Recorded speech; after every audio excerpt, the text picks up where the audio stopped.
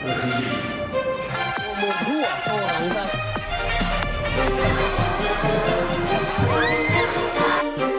kepresidenan yang paling singkat di antara 7 presiden.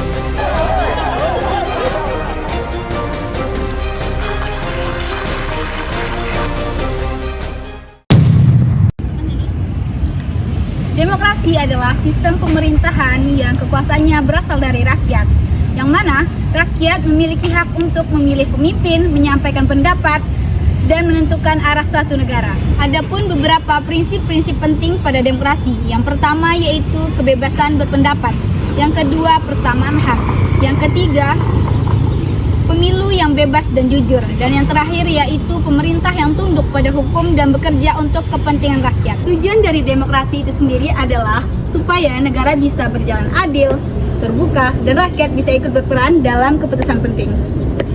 Sejarah demokrasi Indonesia. Demokrasi Pancasila berkembang melalui beberapa tahap sejarah Indonesia. Pada awal kemerdekaan tahun 1945 sampai 1950, Indonesia menggunakan Undang-Undang Dasar 1945 dengan sistem presidensial. Namun situasi politik belum stabil pada saat itu. Pada periode berikutnya yaitu tahun 1950 sampai 1959 dikenal sebagai demokrasi liberal, di mana sistem parlementer dijalankan tetapi sering terjadi pergantian kabinet.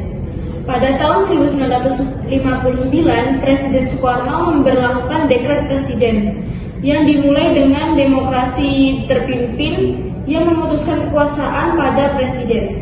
Setelah tahun 1966, Orde Baru atau yang bisa disebut Orba menerapkan demokrasi Pancasila dengan fokus pada stabilitas politik dan pembangunan meskipun kebebasan politik masih terbatas. Sejak reformasi tahun 1998 hingga sekarang, demokrasi Pancasila ditetapkan dalam bentuk yang lebih terbuka dengan pemilu terbebas, kebebasan berpendapat, dan penguatan lembaga demokrasi. Secara keseluruhan, demokrasi Pancasila menekankan musyawarah, persatuan, dan keadilan sosial berdasarkan nilai-nilai Pancasila. 3. Di negara demokrasi, suara rakyat adalah kekuatan terbesar. Tapi, apakah demokrasi kita benar-benar berjalan dengan sehat? Hari ini kita masih menghadapi berbagai isu demokrasi, mulai dari partisipasi politik yang rendah, masyarakat yang apatis, sampai uang politik yang merusak pemilihan rakyat. Belum lagi hoax yang disinformasinya menyebar dengan cepat, masyarakat bingung, sulit membedakan fakta manipulasi. Ada juga masalah korupsi, melemahnya penegak hukum, dan kebebasan berpendapat yang kadang dibatasi. Semua ini membuat kualitas demokrasi kita terus diuji.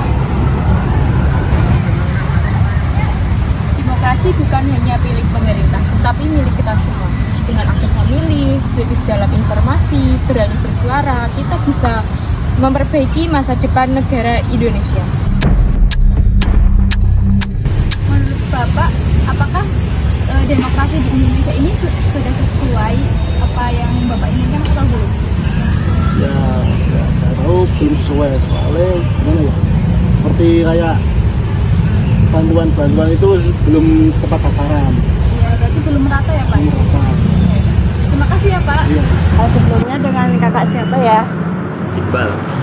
Dengan kakak Iqbal. Sebelumnya apa sih Kak menurut kakak demokrasi itu? Demokrasi yang saya ketahui yaitu sistem kekuasaan di mana itu digerakkan oleh rakyat untuk rakyat dan dari rakyat, yang mana bentuk kekuasaannya itu berada di tangan rakyat. Menurut Kak Rasti, demokrasi di Indonesia ini sudah sesuai pandangan dengan Kak Rasti belum? Menurut saya belum sesuai, masih acak-acakan dan tidak beraturan Kak.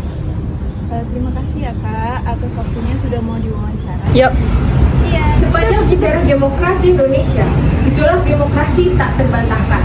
Kendati demikian, pemerintah terus berupaya untuk menjaga stabilitas demokrasi Indonesia untuk memperkuat integritas nasional.